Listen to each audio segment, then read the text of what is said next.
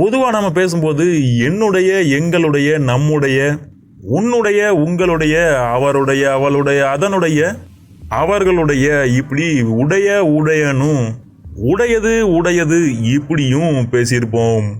இதெல்லாத்தையுமே spoken English, return English கற்றுக்கிறவங்க எப்படி இங்கிலீஷில் பயன்படுத்துறது, அதுக்கு தான் இந்த பேட்ஸ் ஆஃப் ஸ்பீச் தெரிஞ்சிருக்கணும். அதாவது ஸ்போக்கன் இங்கிலீஷோ ரிட்டன் இங்கிலீஷோ வேற லெவலில் பேசுறதுக்கு ஃபோர்ஸ் லெவலில் இருக்கிறது தான் இந்த parts of speech. Parts of ஸ்பீச்னாலே நாம ஈஸியாக சொல்லிடுவோம். Noun, pronoun, adjective, verb, adverb, preposition, conjunction and interjection. இதில் இந்த உடைய, உடையது இதெல்லாத்தையுமே சரியாக எப்படி இங்கிலீஷில் பயன்படுத்துறது அப்படின்னு நாம் தேடி வந்த ஏரியா இந்த ப்ரொனவுன்குள்ளே இருக்குது. ப்ரொனவுன்ங்கிறது நாம் ஏற்கனவே பார்த்த மாதிரி ஒரு நவுனுக்கு ரீப்ளேஸ்மெண்ட்டாக வர்றது. அதாவது ஒரு நவுனுங்கிறது பர்சன்ஸ், பிளேசஸ் அண்ட் திங்ஸ், நபர்கள், இடங்கள் மற்றும் பொருட்களுடைய பெயரை குறிக்கிறது, அவங்களுடைய நேம்ஸை குறிக்கிறது. நேரடியாக பெயர்களை பயன்படுத்துகிற இந்த நவுனுக்கு பதிலாக அதை ரீப்ளேஸ்மெண்ட் பண்ணி அதை தூக்கிட்டு நபராக இருந்தால் அவர், அவள், அவர்கள், நீ, நீங்கள், இந்த மாதிரியும் ஒருவேளை இடங்களாகவோ பொருட்களாகவோ இருந்தால் அந்த இடங்கள், பொருட்கள் அதோட நேம்ஸை தூக்கிட்டு this place, that place, these, those, everything, no one, everybody, either or, neither nor, இந்த மாதிரிலாம் ஒரு சில வேர்ட்ஸை பயன்படுத்துவோம். இதுதான் நாம் ப்ரொனவுன்னு சொல்லுவோம். அதாவது ஒரு நவுனுக்கு பதிலாக அதை ரீப்ளேஸ்மெண்ட் பண்ணி அந்த நேம்ஸை குறிப்பிடுறதுக்கு பதிலாக இந்த மாதிரிலாம் ஒரு சில வேர்ட்ஸை பயன்படுத்துறது தான் ப்ரொனவுன் அப்படின்னு சொல்லுவோம். இந்த ப்ரொனவுனில் தான் நாம் தேடி வந்த இவருடைய, அவருடைய, இந்த உடைய அல்லது உடையது அப்படிங்கக்கூடிய ஒரு வகையான ப்ரொனவுன் இருக்குது. அதாவது நாம் ஏற்கனவே ப்ரொனவுனுடைய மெயின் வீடியோவில் பார்த்துருக்குறோம். நீங்கள் இன்னும் பார்க்கல அப்படின்னா செக் பண்ணி பாருங்கள். ப்ரொனவுனுக்கான பிளேலிஸ்ட்டில் இந்த வீடியோஸ் எல்லாமே இருக்குது. அதன்படி ஒரு ப்ரொனவுனானது 10 வழிகளில் வேலை செய்யும். அப்படி வேலை செய்யும் போது 10 வகைகளாக அதை நாம் பிரித்து வச்சிருக்கிறோம். அதாவது இந்த personal pronoun, possessive pronoun, reflexive pronoun, emphatic pronoun, demonstrative pronoun, distributive pronoun, reciprocal pronoun, indefinite pronoun, interrogative pronoun and relative pronoun. இப்படி 10 வழிகளில் இதை பிரித்து வச்சிருக்கிறோம். இதில் நாம் தேடி வந்தது இந்த பொசசிவ் ப்ரொனவுன். அதாவது எங்களுடைய, நம்முடைய அல்லது உடையது, உடையது இப்படி சொல்லும்போது ஒரு வகையான பொசஷனை தான் குறிக்கிறோம். அதாவது ஏதாவது ஒரு பொருளை வச்சிருக்கும் போது தான் அவருடைய பொருள், அவர்களுடைய பொருள், நம்முடைய பொருள் அல்லது பொருள் என்னுடையது, அந்த பொருள் உன்னுடையது, இப்படியெல்லாம் பேசுவோம். ஸோ இப்போ உங்களுக்கு ஒரு க்ளூ கிடைச்சிருக்கும். இதை தான் பொசசிவ் ப்ரொனவுன் அப்படின்னு சொல்கிறோம். இந்த பொசசிவ் ப்ரொனவுன் தான் நாம் பேசக்கூடிய உடைய, உடையது அப்படிங்கக்கூடிய மீனிங்கை இங்கிலீஷில் எடுத்துகிட்டு போய் சேர்க்குது. அதை எப்படி இங்கிலீஷில் எடுத்துகிட்டு போய் சேர்க்கும் தெரிஞ்சுக்கலாம். வாங்க வீடியோக்குள்ளே போகலாம். இந்த வேர்ட்ஸ் எல்லாம் பாருங்கள். மை, ஆர், யுவர், இதை அவர், யுவர் இப்படிலாம் சொல்லக்கூடாது. நாம் ஏற்கனவே இங்கிலீஷ் ப்ரொனன்சியேஷன் வீடியோஸ் பார்க்கும்போது பார்த்துருக்குறோம். தினமும் மாலை 6 மணிக்கு வந்துட்டு இருக்குது. அதன்படி இந்த ஆர் அப்படிங்கக்கூடிய ஒரு சவுண்டுக்கு அப்புறமா ஒரு வால் சவுண்ட், வவ்வல் கிடையாது, வால் சவுண்ட் வந்தால் மட்டுமே இந்த ஆரோட இர் சவுண்டை உச்சரிக்கணும். இல்லைன்னா இந்த ஆர் சைலண்ட் ஆயிருமா அப்படின்னா இங்கிலீஷ் பொறுத்த வரைக்கும் சைலண்ட், நாய்ஸி அப்படின்னு எதுவுமே கிடையாது. ஒட்டுமொத்தமாக ஃபனட்டிக் ரூல்ஸ் படி இதை எலிசன் அப்படின்னு சொல்லுவாங்க. அதாவது இந்த ஆர் சவுண்டை ஒட்டுமொத்தமாக தூக்கி வெளியே போட்டுட்டு இதை உச்சரிக்கவே கூடாது. ஸோ அவர்ங்கிறது ஆர் இப்படிதான் வரும், யுவர்ங்கிறது யோ இப்படிதான் வரும்.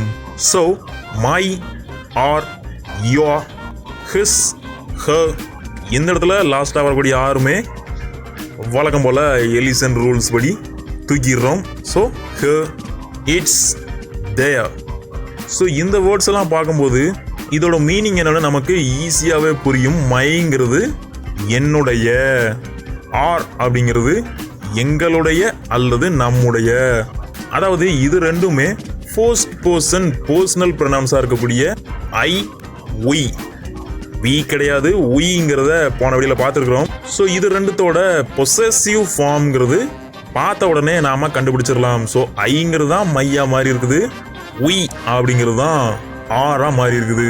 அடுத்ததா செகண்ட் பர்சனா வர்றது யூ அப்படின்னு படிச்சிருப்போம். சிங்குலருக்கும் யூ தான், ப்ளூரலுக்கும் யூ தான். ஸோ நீங்கள் அப்படின்னு சொல்லக்கூடிய யூ அப்படிங்கிறது தான் பொசசிவ் ஃபார்ம்ல வரும்போது யூஆ, உன்னுடைய அல்லது உங்களுடைய அப்படின்னு மாறி இருக்குது. ஸோ இப்படி தான் ஒவ்வொன்றையும் பர்சனல் ப்ரொனவுன்ல இருந்து எடுத்து பொசசிவ் ஃபார்முக்கு மாற்றி இந்த என்னுடைய உன்னுடையங்கிறத நாம எந்த ஒரு தவறும் இல்லாம தெளிவா கிராமட்டிக்கல் ரூல்ஸ் படி ஸ்போக்கன் இங்கிலீஷ்லயோ ரிட்டன் இங்கிலீஷ்லயோ சரியா பயன்படுத்தணும். ஸோ தேர்ட் பர்சன்ஸ் உங்களுக்கு தெரியும், he she it they. இந்த he she it they அப்படிங்கிறது நாம போன வழியில பார்த்த ஃபர்ஸ்ட் கைண்டா இருக்கக்கூடிய பர்சனல் ப்ரொனவுன்ஸ்ல தேர்ட் பர்சனா வர்றது. ஸோ இதை பொசசிவ் ஃபார்முக்கு மாற்றும் போது தான் he அப்படிங்கிறது his, அவனுடைய அல்லது அவருடைய இப்படி மாறும்.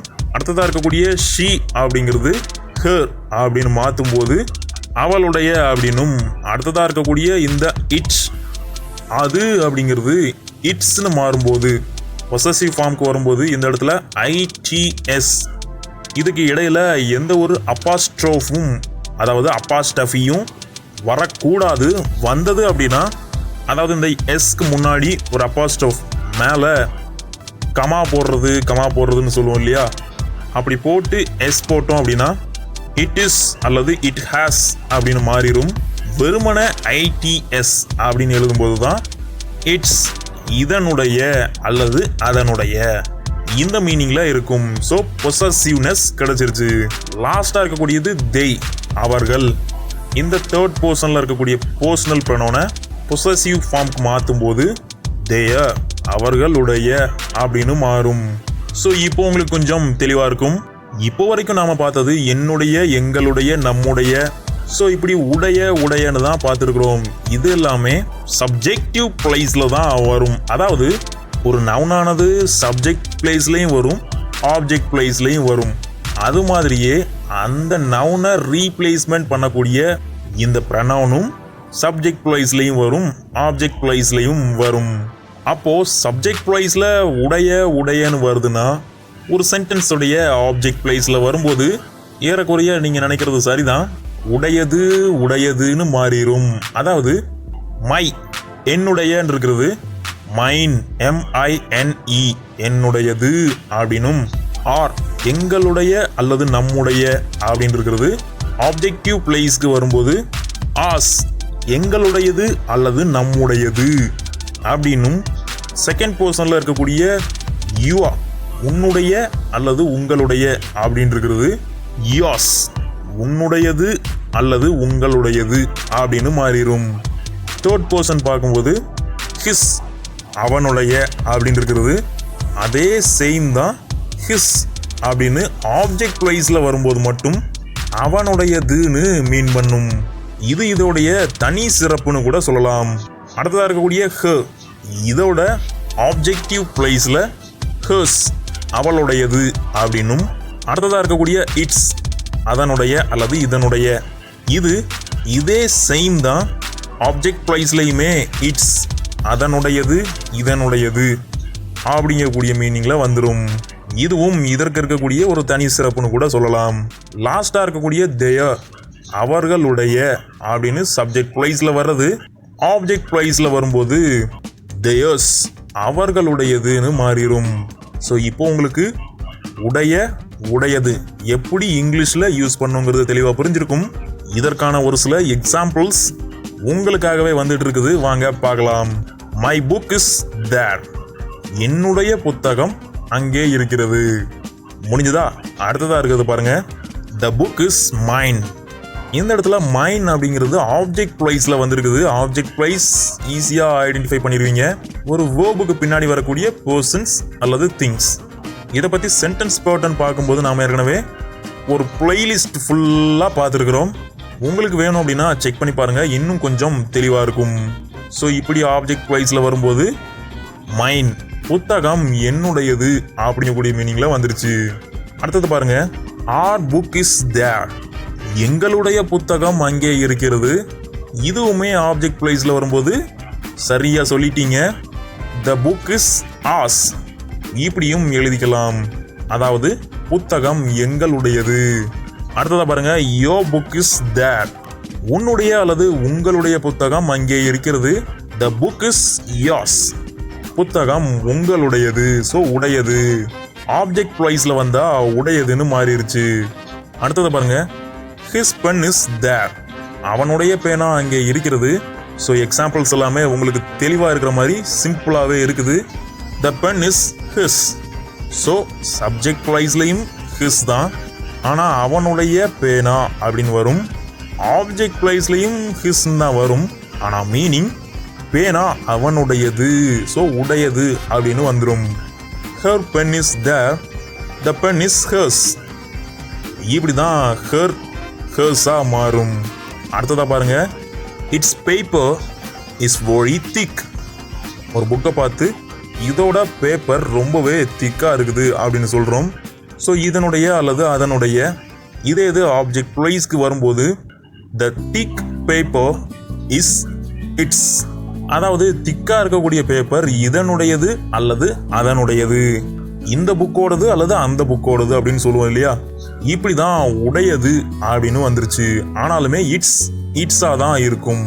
மறந்து கூட இந்த இடத்துல நாம ஏற்கனவே சொன்ன மாதிரி அப்பாஸ்ட்ரோஃப், அதாவது அப்பாஸ்டஃபின்னு சொல்லுவோம் இல்லையா, அந்த மேல இருக்கக்கூடிய கமா போட்டுறாதீங்க. அப்புறம் இட் இஸ் அல்லது இட் ஹாஸ்னு வந்துடும். அடுத்தது லாஸ்டா பாருங்க, their book is there.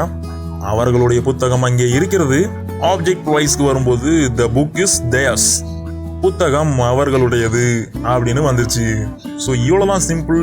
இந்த ரூல்ஸை இங்கிலீஷ் கிராமர் பேஸ்டா சரியா பயன்படுத்தினீங்கன்னா ஸ்போக்கன் இங்கிலீஷோ ரிட்டன் இங்கிலீஷோ ஷியோரான டெவலப்மெண்ட் கண்டிப்பா இருக்கும். ஒட்டுமொத்தமா நீங்க மறக்க கூடாதது ஒரு சின்ன ஹிண்ட்ஸா பார்க்கலாம். மைனா மாறும், ஆசா மாறும், யோசா மாறும், ஹிஸ்ஸாவே தான் இருக்கும், ஹர்ஸா மாறும், இட்ஸாவே தான் இருக்கும், தேயோ அப்படிங்கிறது தேயஸா மாறும். ஸோ இதை மட்டும் மறந்துடாம சப்ஜெக்ட் வைஸ்ல எப்படி வரும், ஆப்ஜெக்ட் வைஸ்ல எப்படி மாறி வரும் அப்படிங்கிறத தெளிவா ஞாபகம் வச்சுட்டு தொடர்ந்து ப்ராக்டிஸ் பண்ணுங்க. ஷியோரான டெவலப்மெண்ட் கண்டிப்பா இருக்கும் அப்படிங்கிறத சொல்லிட்டு, நீங்க ஒருவேளை இந்த வீடியோ இவ்வளவு தூரம் இந்த வரைக்கும் பார்த்துட்டு இருந்தா இந்த வீடியோக்கு ஒரு லைக் பண்ணிக்கங்க. அதையும் சொல்லிட்டு மறந்துடாம தொடர்ந்து இது போன்ற தகவல் தேடக்கூடிய ஒரு சிலர் அல்லது நீங்க யாருக்கெல்லாம் இந்த தகவல்கள் தெரிஞ்சிருக்கணும் அல்லது சொல்ல விரும்புறீங்களோ அவங்களுக்கும் ஷேர் பண்ணி விட்டுருங்க. கண்டிப்பா யூஸ்ஃபுல்லா இருக்கும். ஒருவேளை உங்களுக்கு டவுட்ஸ் இதுலயோ அல்லது spoken English, return English, English grammar இதுல எந்த டவுட்டா இருந்தாலும் மறந்துடாம நம்ம சேனலுக்குள்ள வந்து எந்த வீடியோ கீழே வேணாலும் உங்களோட டவுட்ஸை கேட்டு வைங்க. நீங்க எவ்வளவு நாள் கழிச்சு இந்த வீடியோ பார்த்துட்டு இருந்தாலும் நீங்க கேட்கக்கூடிய கமெண்ட்ஸ் எல்லாமே நம்ம சேனலுடைய பேஜுக்கு தான் வரும். உடனுக்குடன் ரிப்ளைஸும் வந்துட்டே இருக்கும். நாளைக்கும் நம்ம சேனல்ல இந்த 10 வகையான ப்ரொனவுன்ஸ்ல 3வது வகையா இருக்கக்கூடிய ரிஃப்ளெக்சிவ் ப்ரொனவுன் இதை பத்தி ரொம்பவே இன்ட்ரெஸ்டிங்கா தெரிஞ்சுக்க போறோம். மறந்துடாம சப்ஸ்கிரைப் பண்ணி வச்சுக்கோங்க. நீங்க ஒருவேளை இந்த வீடியோவை ரொம்ப நாள் கழிச்சு பார்த்தாலும் அப்பவும் ஒரு சில வீடியோஸ் வந்துட்டு தான் இருக்கும். ஸோ சேனல்ல போயிட்டு செக் பண்ணி பாருங்க, இன்றைக்கான வீடியோஸ் ஏதாவது இருக்கும். முழுமையா பயன்படுத்திக்க நம்ம சேனல் Intellect சேனலை உடனே சப்ஸ்கிரைப் பண்ணிட்டு பக்கத்துல ரைட்டர் பெல் ஐக்கானை கிளிக் பண்ணி ஆளுங்கிறது கொடுத்து வைங்க. மறந்துடாம பெல் ஐக்கானை கிளிக் பண்ணி ஆளுங்கிற ஆப்ஷனையும் கொடுத்து வச்சிருங்க. நோட்டிபிகேஷன்ஸ் வர்றதுக்கு கொஞ்சம் எளிமையா இருக்கும். தொடர்ந்து இணைந்திருங்க நம்ம சேனல் Intellect.